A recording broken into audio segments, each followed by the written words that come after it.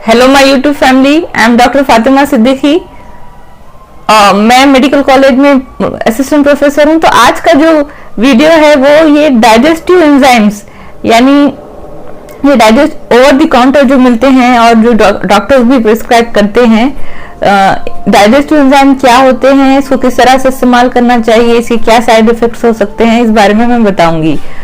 तो जो कभी जैसे हाजमोला टाइप लोग गोलियां खा लेते हैं, या हजमे के लिए जाकर ल्यूपिजाइम, एरिस्टोजाइम कैप्सूल्स, सिरप वगैरह आते हैं हजमे के लिए, डाइजेस्टिव सिस्टम को ठीक करने के लिए, जिनको भूख नहीं लगती, खाना जिनका ठीक से हजम नहीं होता, उन लोगों के लिए साइपॉन नाम की भी एक सिरप आती है, जो इसमें अलग अलग किस्म के डाइजेस्टिव एंजाइम्स होते हैं, जैसे एरिस्टोजाइम हो गया, यूनिजाइम, ल्यूपिजाइम।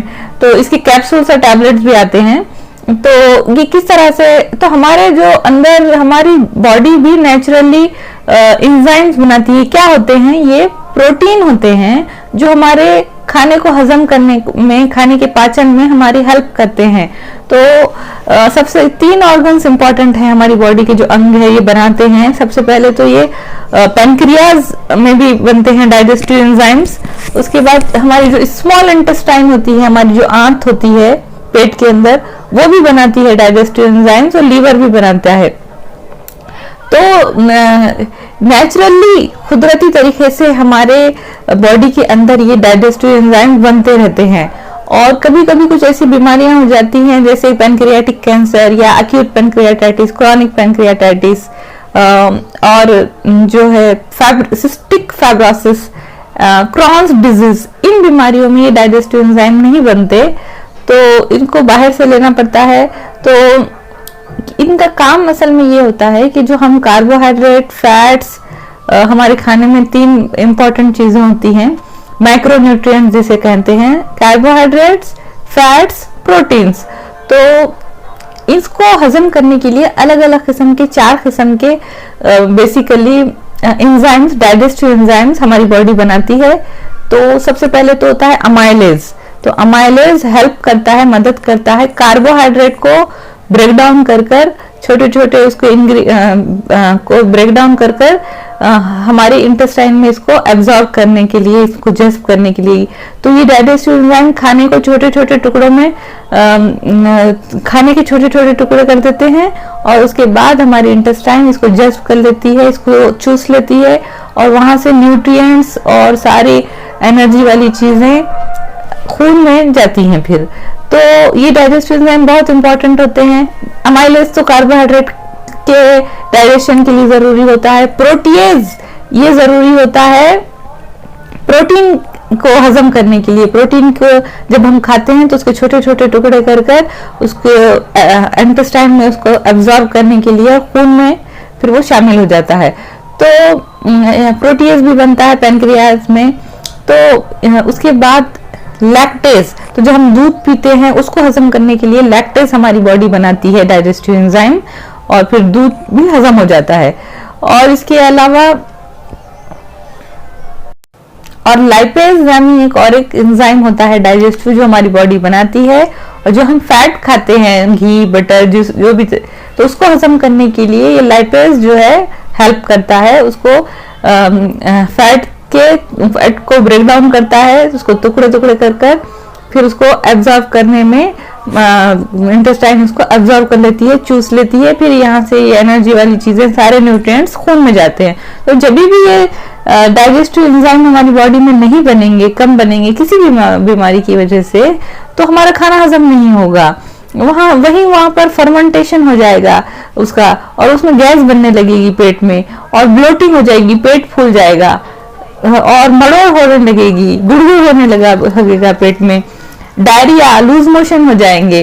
तो डाइजेशन जब बराबर नहीं होता है तो पेट फूलने लगता है, इसको ब्लोटिंग कहते हैं, और गैस बनने लगती है, क्योंकि टुकड़े टुकड़े वही जो हम खाते हैं उसके टुकड़े नहीं होते, हजम नहीं होता, और बिल्कुल डाइजेस्टिव एंजाइम की कमी हो जाती है, तो गैस बनने लगती है पेट में, पेट फूल जाता है, फ्लक्चुएंस कहते हैं इसको। और इसके अलावा जो है पेट में दर्द, गुड़गुड़, मरोड़, क्रैम्प्स, एब्डोमिनल क्रैम्प्स कहते हैं इसको, ये होने लगता है। उसके अलावा जो है डायरिया हो जाता है खाना हजम नहीं होने की वजह से, और लूज मोशंस होने लगते हैं। तो इस तरह से डाइजेस्टिव एंजाइम जरूरी होते हैं खाने को हजम करने के लिए, नहीं तो जब इनकी कमी हो जाती है तो मैल एब्जॉर्प्शन सिंड्रोम हो जाता है और हमारी बॉडी को न्यूट्रिएंट्स नहीं मिलते, एनर्जी नहीं मिलती और इसकी वजह से बहुत ज्यादा कमजोरी भी हो जाती है। तो ये तो ओवर द काउंटर यानी आप मेडिकल हॉल से भी जाके ये डाइजेस्टिव एंजाइम ले सकते हैं, या नहीं तो फिर डॉक्टर से मिलकर प्रिस्क्राइब कर सकते हैं।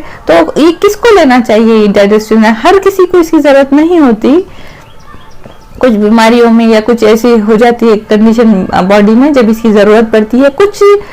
तो ये मेडिकल हॉल पे मिलने वाले जो डाइजेस्टिव एंजाइम्स, टैबलेट्स, कैप्सूल्स होते हैं वो किस तरह से बनाए जाते हैं? ये कमर्शियली जो है बनाए जाते हैं एनिमल के पेनक्रियाज से निकालकर, जैसे कि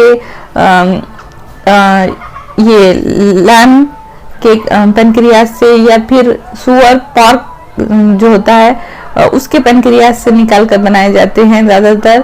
और जो एंजाइम्स मिलते हैं मार्केट में ये एक एंजाइम नहीं होता, ये कॉम्बिनेशन ऑफ एंजाइम्स होते हैं। जैसे कि हमारी बॉडी को अलग अलग चीजें, जैसे कार्बोहाइड्रेट को हजम करने के लिए अमाइलेज की जरूरत होती है, प्रोटीन को जज्ब करने के लिए प्रोटीएज की जरूरत होती है, और फैट को एब्जॉर्ब करने के लिए, हजम करने के लिए लाइपेज की जरूरत होती है, और कार्बोहाइड्रेट को हजम करने के लिए अमाइलेज की जरूरत होती है। तो इसी तरह से जो मार्केट में over the counter medical hall पे डाइजेस्टिव एंजाइम्स मिलते हैं वो कॉम्बिनेशन ऑफ एंजाइम्स होते हैं, यानी अलग अलग किस्म के एंजाइम्स को कॉम्बिनेट करके मिलाकर बनाया जाता है। कोई एक एंजाइम नहीं होता बल्कि कई सारे होते हैं। तो इसके अलावा ये देखा गया है कि जिसको जो मसल क्रैम्प होते हैं, मसल में दर्द होता है, किसी किसी के जॉइंट पेन होता है, तो जॉइंट में इन्फ्लेमेशन होता है, ऑटिज्म होता है, या कैंसर होता है, तो ऐसे वक्त में भी एंजाइम सप्लीमेंट लेना फायदेमंद होता है। जहाँ पे जिन लोगों को जॉइंट पेन रहता है तो उन लोगों को भी एंजाइम लेने से फायदा पहुंचता है, ऐसा कुछ स्टडीज में देखा गया है, साइंटिफिक और रिसर्च स्टडीज में। और इसके अलावा जो है कुछ नेचुरली खाने में भी, फूड में भी एंजाइम्स पाए जाते हैं, जैसे कि पाइनएप्पल में, अनानास में। तो पाइनएप्पल के अंदर ब्रोमोलिन नामी एंजाइम पाया जाता है जो खाने को हजम करने में, खाने को डाइजेस्ट करने में, खाने के पाचन में हेल्प करता है। तो पाइनएप्पल खाने से भी पेट का दर्द, पेट का मरोड़, गैसेस, बदहजमी जो होती है वो ठीक होती है। और इसके अलावा पाइनएप्पल अनानास को कहते हैं, और इसके अलावा जो है पपाया में भी पेपेन नाम का एंजाइम पाया जाता है जो खाना हजम करने में हेल्प करता है।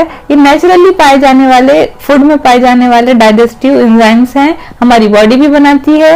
और जब किसी वजह से बॉडी में कोई चेंजेस आ जाते हैं, जैसे कि सिस्टिक फाइब्रोसिस, तो बॉडी में ये नहीं बना पाती, तो उसकी वजह से हमारा खाना सही से डाइजेस्ट नहीं होता, सही से हजम नहीं होता, और उसकी वजह से जो भी हम खाते हैं वो सब लैट्रिन में निकल जाता है, वो उसका अंश हमारे बॉडी में जज्ब नहीं होता, खून नहीं बनता, कमजोरी हो जाती है, मैल एब्जॉर्प्शन सिंड्रोम हो जाता है, हमारी बॉडी में न्यूट्रिएंट्स की कमी हो जाती है, क्योंकि जो भी हम खाते हैं वो हजम नहीं होता और लैट्रिन में निकल जाता है।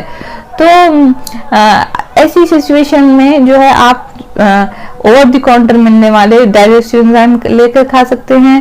डॉक्टर से मिलिए, इन्वेस्टिगेशन कराइए अपना, और डॉक्टर से अपना इलाज कराइए। और अगर डाइजेस्टिव एंजाइम्स को समझने में और हमारे बॉडी में जो पाचन होता है उसको समझने में ये वीडियो आपकी हेल्प किया हो तो इसको सब्सक्राइब करिए, इसको शेयर करिए। थैंक्स।